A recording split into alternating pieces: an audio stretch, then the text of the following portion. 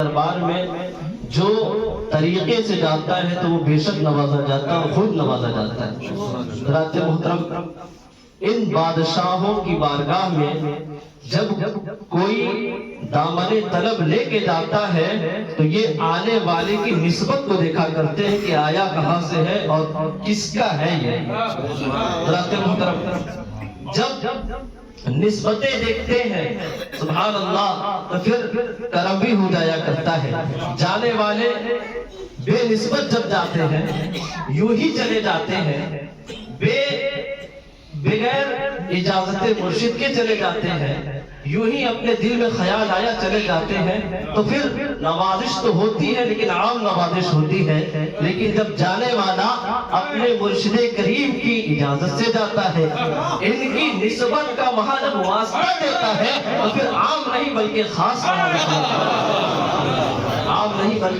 نوازش کرتی ہے۔ اور سنیے سرکار غریب نواز رضی اللہ تعالیٰ عنہ رضی اللہ تعالیٰ عنہ نقشبندیوں کو کیا نوازتے ہیں۔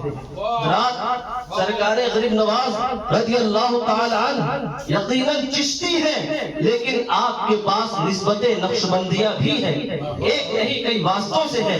اس طور پر ہے کہ جب آپ سفر کر کے ہندوستان کے لیے تشریف لا رہے تھے تو راستے میں 6 مہینے تک حضرت خواجہ ابو یعقوب یوسف حمدانی رحمۃ اللہ علیہ کے مزار اقدس پہ آپ نے 6 مہینہ قیام کر کے مزار اقدس سے اکتساب فیض کیا ہے۔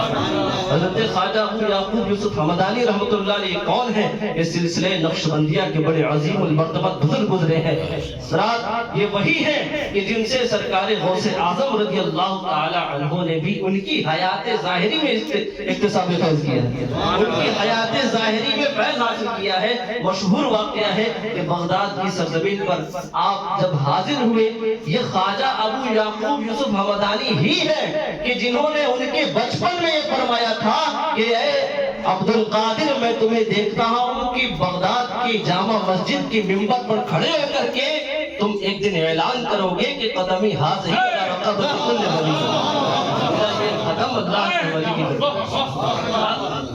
یہ وہی خواجہ ابو یعقوب یوسف حمدانی رحمۃ اللہ تعالی علیہ اور ان کے پیر و مرشد، ان کے دادا پیر حضرت خواجہ ابو الحسن خرقانی رحمۃ اللہ تعالی علیہ کی وہ ذات ہے کہ جب خرقان کے علاقے سے سرکار غریب نواز کا گزر ہوا تو ان کے مزار طیبہ پہ بھی حاضری دی اور ان سے بھی اکتساب فیض کیا۔ سرکار خواجہ غریب نواز رضی اللہ تعالی عنہ نے حضرت خواجہ ابو الحسن خرقانی رضی اللہ تعالی عنہ کے مزار اقدس پہ حاضری دی اور وہاں سے بھی اکتساب فیض کیا۔ حضرات محترم، ان باتوں کے بعد اب مجھے کہنے دے دیا جائے کہ یقیناً حضور سرکار غریب نواز رضی اللہ تعالی عنہ نے کمال پور شریف میں عطا کا جو ایک دھارا عطا فرمایا ہے، جنہیں عطا خواجہ ابدال زمانہ کہا جاتا ہے، میرا وجدان کہتا ہے کہ یہ وہی نقشبندی فیضان ہے، یہ وہی نقشبندی فیضان ہے کہ اللہ والے امانتوں کے امین ہوا کرتے ہیں، جب اہل پاتے ہیں تو نواز دیا کرتے ہیں۔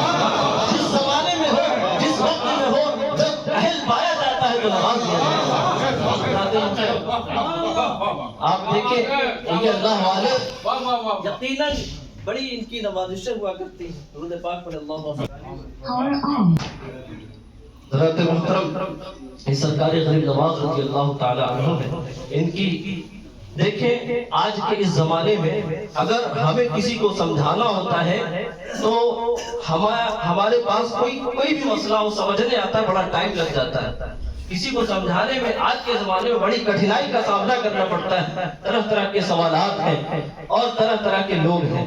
آج کے زمانے میں فتنے جتنے زیادہ ہیں، اسی اعتبار سے سمجھانا بڑا مشکل ہو گیا ہے۔ جس قدر فتنے زیادہ ہیں اس قدر لوگوں کو سمجھانا بھی مشکل ہو گیا ہے۔ لیکن بڑا سے بڑا مسئلہ ہو، بڑا سے بڑا قضیہ ہو، جب ان اہل اللہ کی بارگاہ میں آتا ہے تو پل بھر میں حل ہو جایا کرتا ہے، پل بھر میں حل ہو جایا کرتا ہے۔ حضرات محترم کو کس طرح میں ایک مثال دوں کہ حضرت سرکار غریب نواز رضی اللہ تعالی عنہ جب ہرات سے آپ گزر رہے تھے تو سبزوار نامی ایک مقام سے گزرے، جہاں کا حاکم جو تھا بڑا ظالم تھا اور بد مذہب بھی تھا۔ مذہب شیعہ رکھتا تھا، شیعہ مذہب کا تھا، اور اتنا متشدد کہ جو شخص اس علاقے میں اپنے بچوں کا نام ابو بکر و عمر رکھتا تو اس کو قتل کرا دیتا تھا۔ آپ ذرا سوچیں کہ ایسے متشدد کو کون سمجھائے گا، ایسے کو کون تبلیغ کرے گا؟ لوگ تو اس کے پاس بھی جانے سے ڈرتے ہیں، لوگ ایسا اگر ہو تو لوگ اس کے پاس بھی جانے سے ڈرتے ہیں، ایسے شخص کے پاس۔ لیکن آپ دیکھیں کہ ایسا شخص بھی ہدایت کے نور سے روشن ہو جاتا ہے۔ ہوا یوں کہ لوگوں نے سرکار غریب نواز رضی اللہ عنہ سے کہا کہ حضور آپ اس علاقے میں نہ جائیں۔ آپ نے کہا کوئی بات نہیں، آپ گئے اور اس حاکم کے تالاب کے کنارے جا کر کے بیٹھ گئے۔ اس کا ایک تالاب تھا، اس کے کنارے جا کر کے بیٹھ گئے۔ ادھر سے حاکم اپنے تمطراق کے ساتھ، اپنی اکڑ کے ساتھ، اپنے روزہ کے ساتھ آیا۔ جیسے ہی سرکار غریب نواز رضی اللہ تعالی عنہ کی نظر پڑی، بے خود ہو گیا اور آپ کی نظر مبارک کا ایسا اثر ہوا کہ وہ دھیرے دھیرے بے ہوش ہو گیا، اور اس کے روزہ عمرہ سب خاموش کھڑے تھے، دم مخوض تھے۔ سبحان اللہ، سرکار غریب نواز نے پانی لیا، چھینٹا مارا، بے ہوش ہونے سے پہلے جو مذہب تھا، آنکھ کھلنے کے بعد وہ صاحب ایمان ہو گیا۔ آنکھ کھلنے کے بعد وہ صاحب ایمان ہو گیا، اس نے توبہ کی اور سرکار غریب نواز رضی اللہ تعالیٰ کے حلقہ ارادت میں داخل ہوا۔ سرکار غریب نواز نے اسے ایسا نوازا کہ والی ہرات قرار دیا، یعنی اپنی طرف سے اسے والی ہرات قرار دیا، روحانیت کا بادشاہ بنا دیا، روحانیت کا حاکم بنا دیا، روحانیت کا گورنر بنا دیا۔ تو جو باتیں بڑی بڑی دلائل سے نہیں حل ہو پاتی، وہ ان اللہ والوں کے چند جملوں سے یا ان کی صحبت کی ہی برکت سے حل ہو جایا کرتی ہیں۔ بسا اوقات آتا ہے آدمی وہ سوال نہیں کر پاتا کیونکہ ان اللہ والوں کی بارگاہ بڑی باہیبت اور بڑی باروب ہوا کرتی ہے۔ تو کیسا ہی ہو، لیکن کیسا ہی اکھڑ ہو، کیسا بھی ہو، ان کی بارگاہ میں آتا ہے تو زبانیں بہرحال گنگ ہو جایا کرتی ہیں۔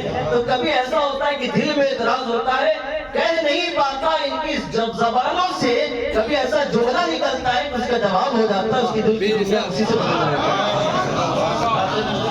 حضور مرشد الکریم دامت العالی، حضور سرکار غریب نواز رضی اللہ تعالیٰ عنہ کے فیض کے مظہر ہیں۔ رات میں ان چند اشعار کے ساتھ اپنی بات کو ختم کرتا ہوں۔ مرشد گرامی دامت العالی کو اللہ نے کیا بنایا ہے کہ نعمتیں لازوال دیتے ہیں، نعمتیں لازوال دیتے ہیں، میرے مرشد کمال دیتے ہیں، میرے مرشد کمال دیتے ہیں، اور یاد مولا میں دل تڑپتا ہے ایسا فہم و خیال دیتے ہیں، یاد مولا میں دل تڑپتا ہے ایسا فہم و خیال دیتے ہیں، اور بات دل میں اترتی جاتی ہے، بات دل میں اترتی جاتی ہے۔ کیا عجب یہ مثال دیتے ہیں، کیا عجب یہ مثال دیتے ہیں، اور خوشبوئے عشق دے کے اپنوں کو، خوشبوئے عشق دے کے اپنوں کو بوئے دنیا نکال دیتے ہیں، اور دل میں بات دل میں اترتی جاتی ہے، بات دل میں اترتی جاتی ہے۔ کیا عجب یہ مثال دیتے ہیں، کیا عجب یہ مثال دیتے ہیں۔ رنگ اپنا چڑھا کے منگتوں پر رنگ طیبہ میں ڈھال دیتے ہیں، رنگ اپنا چڑھا کے منگتوں پر رنگ طیبہ میں ڈھال دیتے ہیں۔ ان کا ثانی نہیں زمانے میں، ان کا ثانی نہیں زمانے میں، دنیا والے مثال دیتے ہیں، دنیا والے مثال دیتے ہیں، دنیا والے مثال دیتے ہیں، نعمتیں لازوال دیتے ہیں، میرے مرشد کمال دیتے ہیں۔